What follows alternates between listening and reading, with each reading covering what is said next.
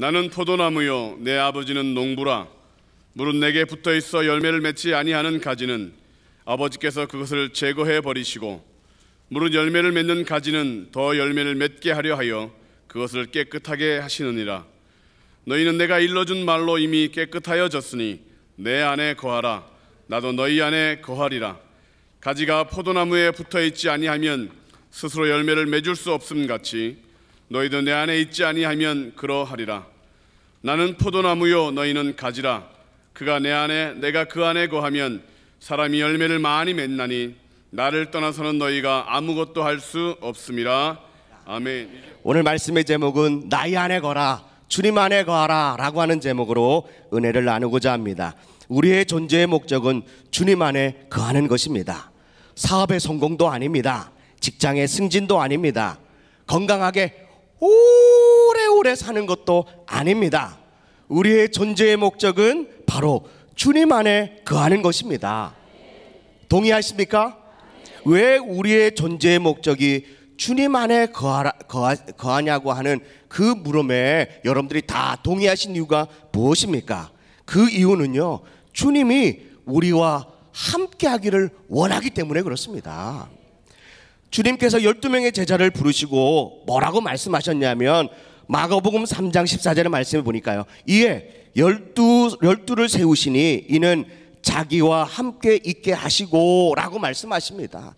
전도하는 일도 있고 구제하는 일도 있고 또 치료하는 일도 있고 마귀를 쫓아내는 일들도 있지만, 주님께서 12명의 제자를 세우신 이유가, 첫 번째 이유가 주님과 함께 하고 싶어서 세우셨다는 거예요.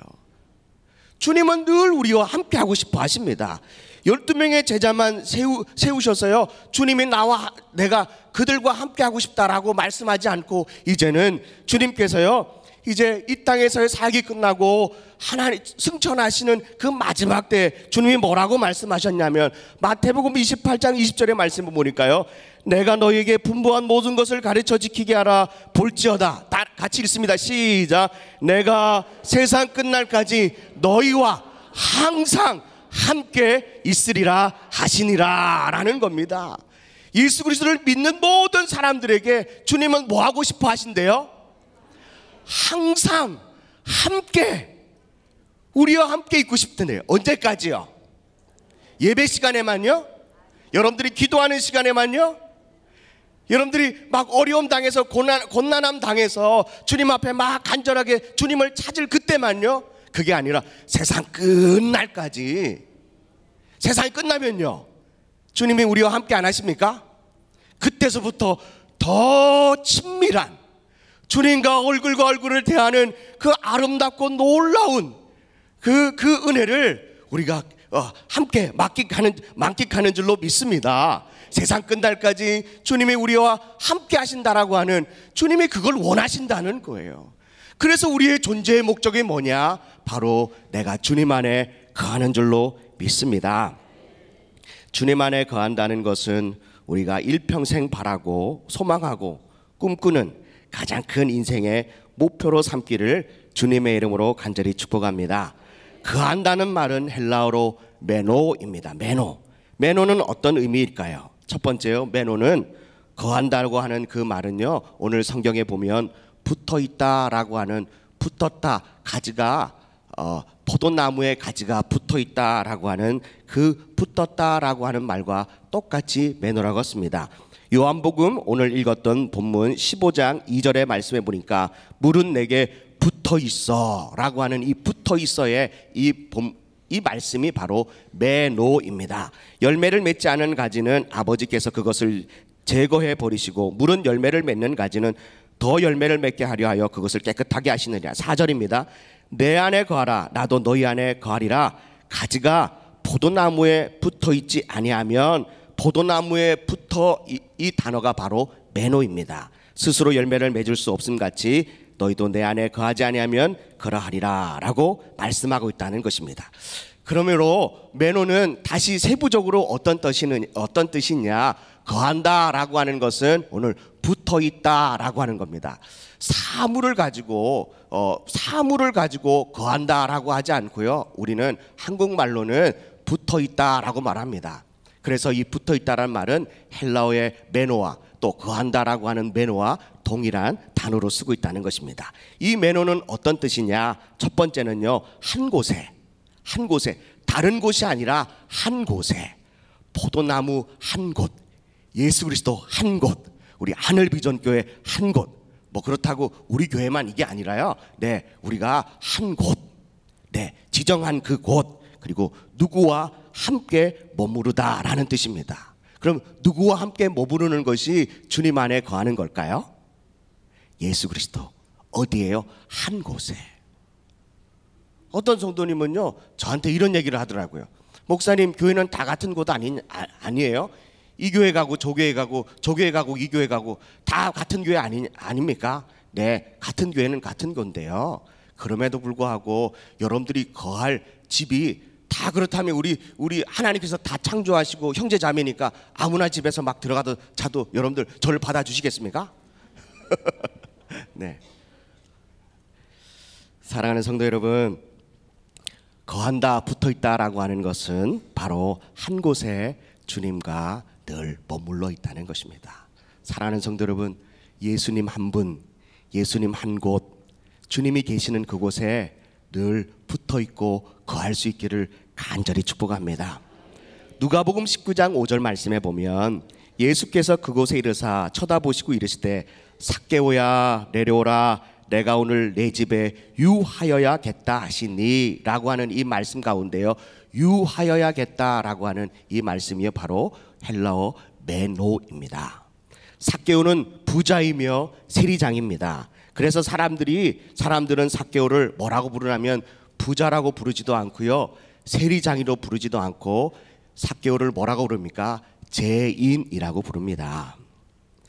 그러나 주님을 보려고 이 삭개오는 뽕나무에 올라가 있는 그 뽕나무 위에요, 삭개오가 먼저 예수님을 발견하고 부른 것이 아니라 예수님께서 먼저 삭개오를 발견하고 부릅니다. 뭐라고 말합니까? 삭개오야 내려와라, 속히 내려와라, 내가 오늘 너의 집에 유하여야겠다, 너희 집에 머물고 싶다라고 말씀하십니다. 이게 바로 메노입니다.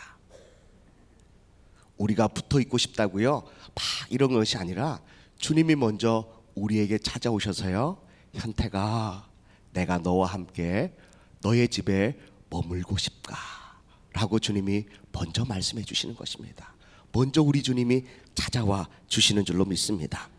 보통은 삭개와 같은 사람을 피해야 합니다. 함께 밥을 먹어도 이야기를 나눠도 동네 사람들이 부정한 사람이라고, 한 통속이라고요, 죄인이라고 손가락질하고 그를 따돌립니다. 그럼에도 불구하고 예수님은 이렇게 드러나 있는 죄인임에도 불구하고, 누구든지 다 그 삭개오를 죄인이라고 함에도 불구하고 예수님은 삭개오의 집에 유하여야겠다라고 말씀하고 있다는 것입니다. 이때 삭개오의 반응은 어떻습니까? 누가복음 19장 6절의 말씀에 보니까요, 우리 다 같이 한번 읽어볼까요? 시작. 네, 삭개오가요, 내가 너의 집에 유하여야겠다라고 했을 때 삭개오의 반응은 어떻습니까? 급히 내려와 즐겁게 우리 주님을 영접했다는 것입니다. 이것이 주님 안에 거하는 것입니다. 만약에 삭개오가요, 내가 너의 집에 유하여야겠다라고 하는 예수님의 음성을 들었는데 삭개오가 저희 집 방 청소 안 하고 나왔는데요, 설거지도 안 하고 빨래가 이렇게 잔뜩 쌓여 있는데요, 저는요 지금 바빠가지고 주님 우리 집에 오시는 거 너무 부담스러워요, 번거로워요, 식사 준비도 안 됐는데요, 뭘 대접해야 될지 모르겠어요, 예수님 그냥 오지 마세요 라고 하는 것이 아니라 삭개오는 어떻게 있습니까? 지금 예수님을 맞을 준비가 되어 있습니까? 아닙니다. 갑작스럽게 예수님이 삭개오를 부르십니다. 그럼에도 불구하고 삭개오가 어떤 반응을 보입니까? 급하게 내려와서 어떤 마음으로요? 즐거운 마음으로 어떻게 한대요? 예수님을 영접했다는 것입니다. 사랑하는 성도 여러분, 오늘 저와 여러분들이 오늘 수요예배 나왔을 때 준비되지 않고 급하게 달려와서요, 급한 볼일 끝나고 수요예배 나오려고 막 달려오고 버스 타고 오고 지하철 타고 오고요. 네, 신발 타고 오고 뭐 여러 가지 방법으로 타고 오신 분들이 얼마나 많겠습니까? 급한 마음에 왔다 할지라도요, 주님이 여러분들의 이름을 부르십니다. 누구누구야 라고 부를 때 내가 너의 집에 오늘 유하여야겠다라고 하는 매너의 그 주님께서의 나에게 그 음성을 주신다면 여러분들 부담 갖지 마십시오. 우리 주님은 여러분들 집에 찾아가서요, 아우 더럽다, 뭐 발 달 것도 없다, 뭐 집이 왜 이러냐, 좁냐, 크냐, 따뜻하냐, 덥냐, 냄새나냐, 이런 말씀 전혀 안 하십니다. 염려 걱정하지 마십시오. 주님이 여러분들의 이름을 부르시고 내가 매너하겠다라고 말씀하시면 여러분들 급하게 주님이 즐거운 마음으로 예수님을 영접할 수 있는, 주님 안에 거하는 복된 성도들 되기를 주님의 이름으로 간절히 축복합니다. 두 번째는요, 이 매너의 뜻이 뭐냐 하면은, 두 번째는 꽉 붙잡는다, 확고부동하게 머물러 서 있다, 다른 말로는요 견디면서 서다, 시험을 잘 통과하다, 합격하다, 이런 뜻이 있습니다. 여러분들 시험을 잘 통과하고 어려운 고난과 환난 가운데요 확고부동하게 서 있는 그 성경 인물 중에 대표적인 인물이 누굽니까? 바로 욥입니다. 욥은 자신의 가축과 종들을 하루아침에 불타고 스바 사람이 또 갈대아 사람이요 약탈하고 다 불지르고 칼로 종들을 다 쳐 죽였습니다. 그 소식을 들었을 때 이 욥은 얼마나 마음이 상했겠습니까?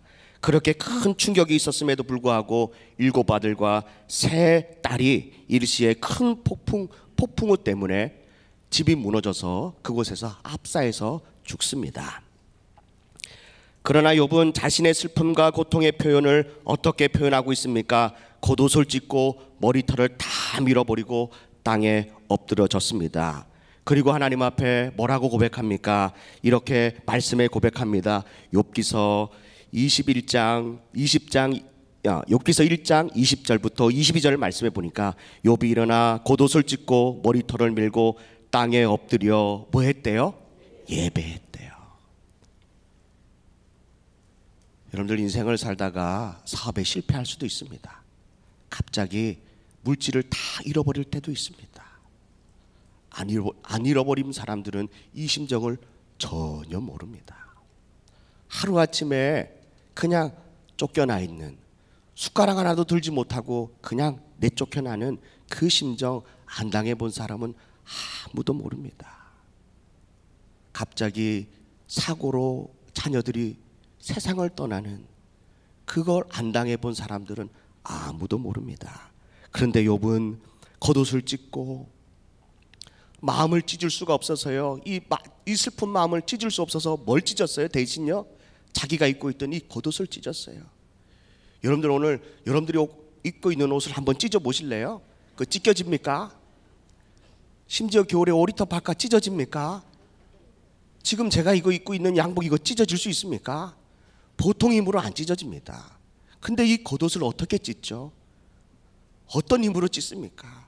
괴롭고 고통스럽고 힘들어서 그 옷을 찢을 수 있는 그 찢지 않으면은 견딜 수 없어서 그 옷을 찢는 거예요. 그리고 머리털을 다 밉니다. 내 슬픔을 표현하는 거예요. 그럼에도 불구하고 욥은 뭐 합니까? 하나님 앞에 예배하는데요, 예배하면서요 그가 고백하는 찬송의 시가 있습니다. 그게 뭡니까? 21절입니다.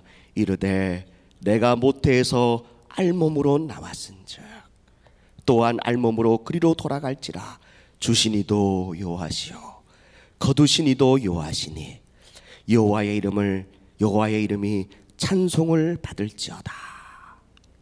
이 모든 일에 욥이 범죄하지 아니하고 하나님을 향하여 원망하지도 아니하였다라고 22절에 말씀하고 있다는 것입니다. 여러분들 슬픔을 당할 때 찬송할 수 있습니까?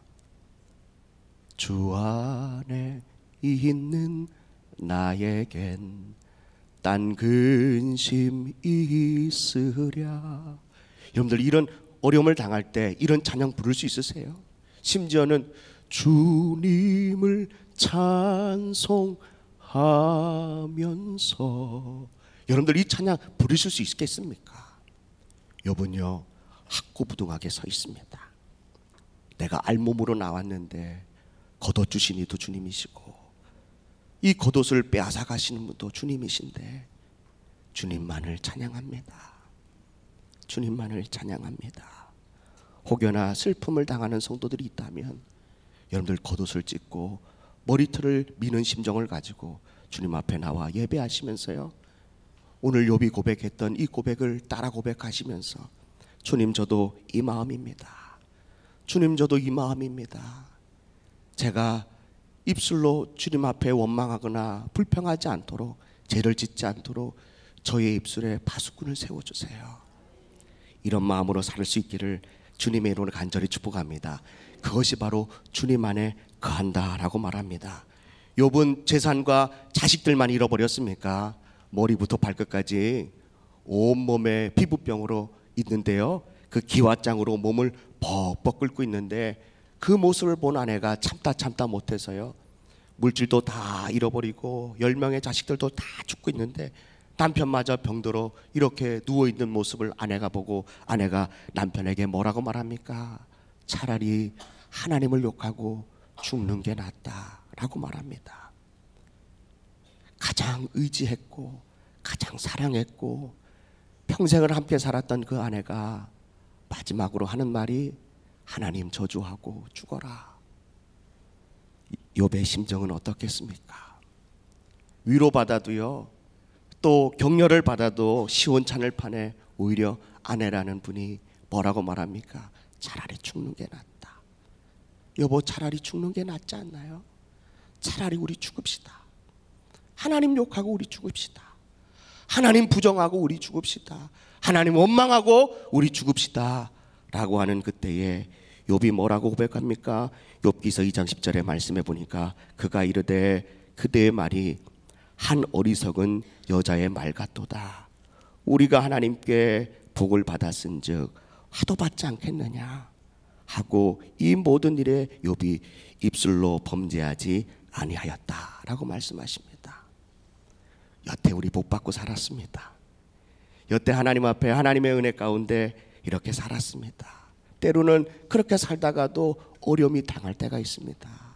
그럴 때요, 차라리 죽는 게 낫는 것이 아니라 지금 이 현재 가운데 처해 있는 이 고난 가운데 주님을 향하여 입술로 범죄하지 마시고요, 차라리 교회로 오십시오.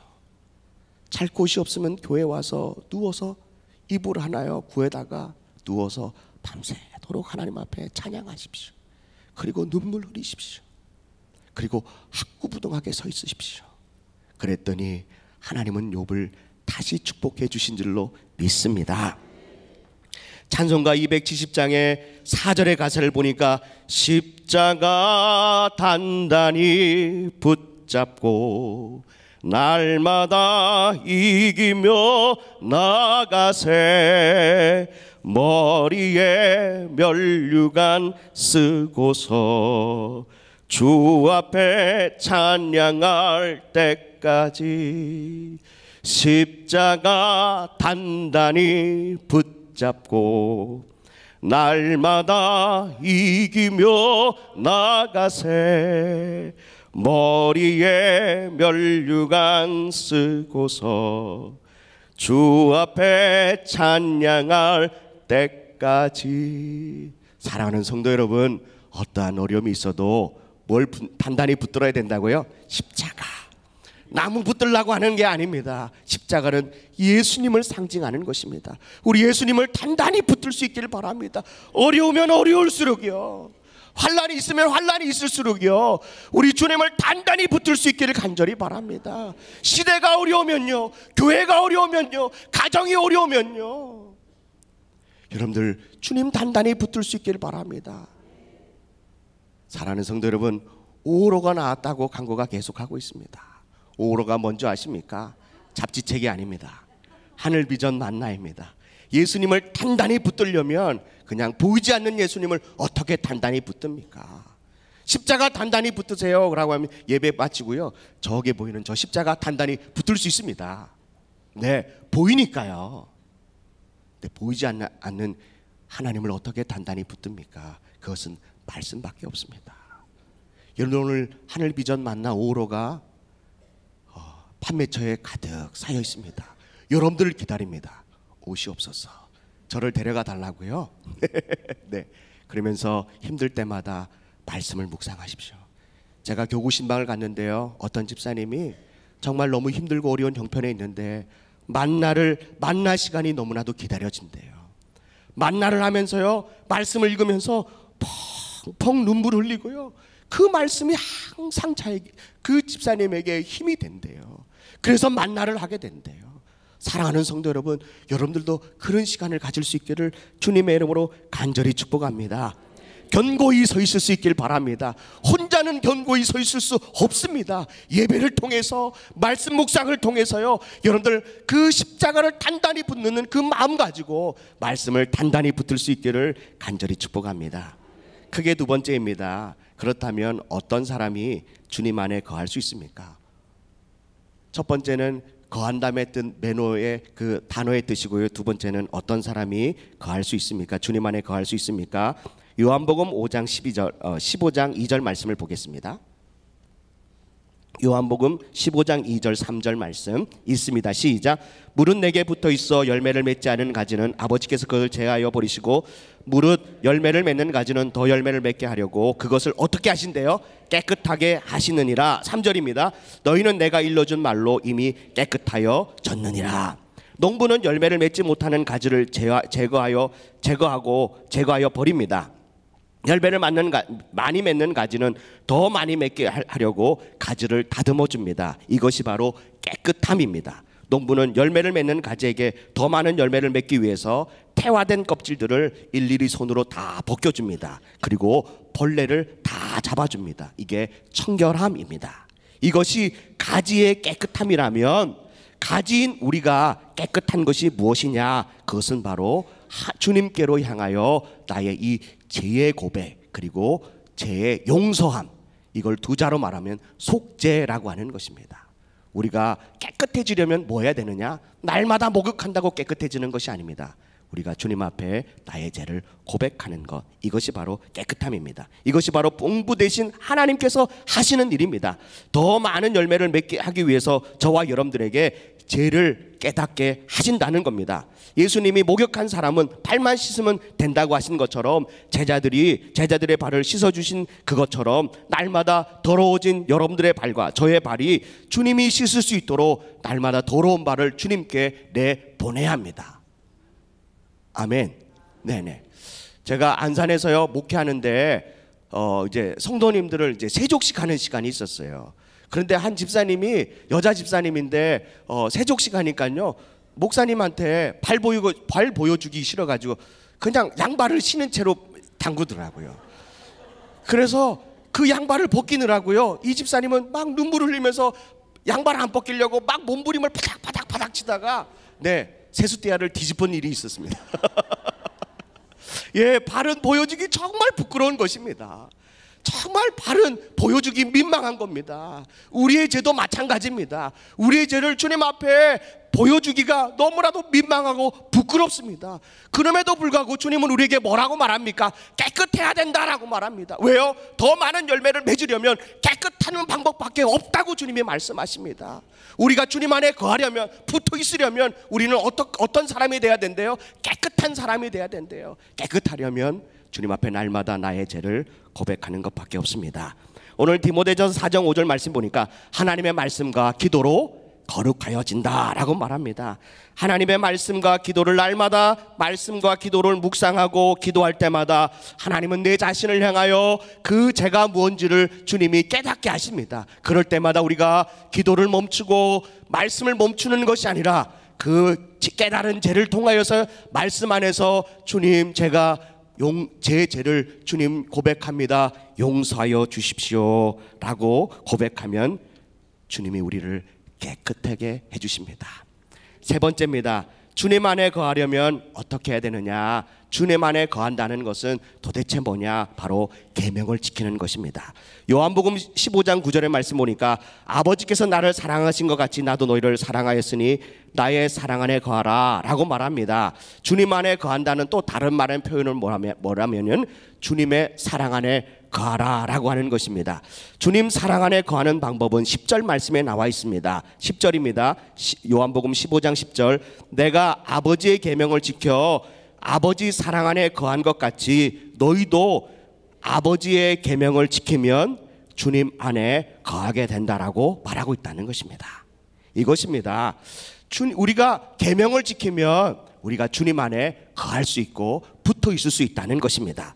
왜 이런 말씀을 우리에게 하셨습니까? 15장 11절 말씀에 보니까 내가 이것을 너에게 말하는 것은 내 기쁨이, 주님의 기쁨이 우리 안에 있어요. 그 기쁨이 충만하게 한다는 거예요.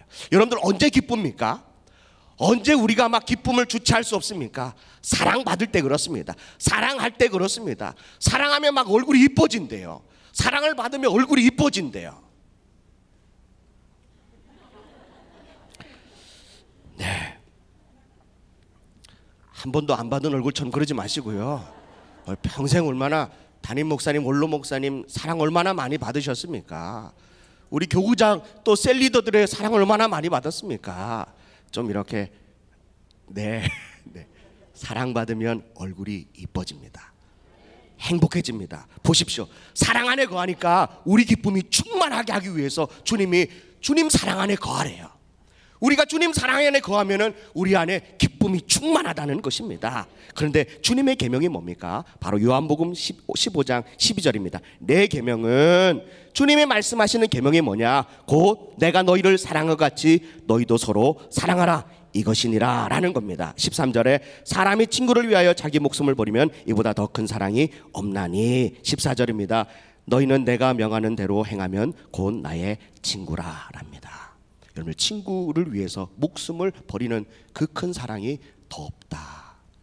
그러면 주님이 지금 우리에게 뭐 삼으셨대요? 친구 삼았대요. 뭐 하려고요? 나를 위해서 목숨 버리려고요. 이 놀라운 사랑이, 주님의 마음이 이 요한복음 15장 말씀에 담아져 있습니다. 주님 안에 거하려면 서로 사랑하는 것입니다. 어떻게 해요?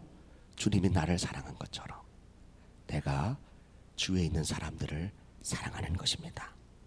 친구가 되면 어떤 은혜를 주십니까? 15장 15절의 말씀을 보니까요, 후반절에 보니까 내가 내 아버지께 들은 것을 다 너희에게 알게 하겠다라고 말씀하십니다. 내가 예수님과 친구 되면 하나님의 아버지의 마음을 깨닫게 한다라고 하는 겁니다. 또 친구 되면 주님이 우리에게 어떤 마음을 주시느냐, 어떤 축복을 주시느냐, 16절입니다. 16절 후반절의 말씀에 보니까 내 이름으로 아버지께 무엇을 구하든지 다 받게 하려 합니다 라고 말합니다. 주님과 친구 되면 기도의 응답이, 기도하면 할수록 기도하는 것마다 다 응답해 주신대요. 왜 아버지의 마음을 알게 하고 기도하면 다 응답을 주시는 이유가 뭡니까? 바로 17절입니다. 내가 이것을 너에게 명하는 것은 너희로 서로 사랑하게 하기 위해서다라고 하는 겁니다. 여러분들, 우리가요 주님 안에 거해서 주님의 마음을 알았어요. 하나님의 마음을 알았어요. 또 우리가 하나님 앞에 기도하니까 하나님이 우리에게 응답 주시고 축복 주셨어요. 은혜 주셨어요. 능력 주셨어요. 이걸 뭐하라고 주신 거예요? 서로 사랑하라고 주신 거예요. 군림하려고, 교만하려고, 잘난 척하려고 주신 것이 아니라 단 한 가지입니다. 내가 너에게 이것을 명하는 것은 서로 사랑하라고 말씀하십니다. 결론의 말씀입니다. 우리가 주님 안에 거한다는 것은 주님이 주님 안에 머무는 것입니다. 붙어 있는 것입니다. 또 주님 안에 거한다는 것은 어떠한 고난이 찾아와도 말씀을 단단히 붙잡고 견고히 서 있는 것입니다. 주님 안에 거하려면 말씀과 기도로 날마다 나의 죄를 주님 앞에 고백할 때 주님 안에 거할 수 있다는 것입니다. 주님 안에 거하려면 우리는 서로 사랑해야 합니다. 그러면 주님이 우리를 친구 삼아 주셔서요, 아버지의 마음을 다 알게 하고 또 기도의 응답을 주십니다. 왜 주십니까? 서로 사랑하게 하라고요. 마지막으로 우리가 이렇게 많은 열매를 맺으면 왜 많은 열매를 맺게 하느냐? 15장 8절의 말씀에 보니까 아버지께 영광을 받을 것이요 너희는 내 제자가 되리라. 서로 사랑하면, 서로 은혜 주시면, 네, 반주해 주시고요. 하나님이 왜 이런 은혜를 주십니까? 하나님 앞에 영광 돌리려고요. 그리고요, 우리는 어떤 삶을 살으라고요? 제자의 삶을 살으라고요. 오늘 이 시간 우리 하나님 앞에 찬양할 텐데요. 나의 안에 거하라, 이 찬양을 부르시면서 우리 하나님의 찬양합니다.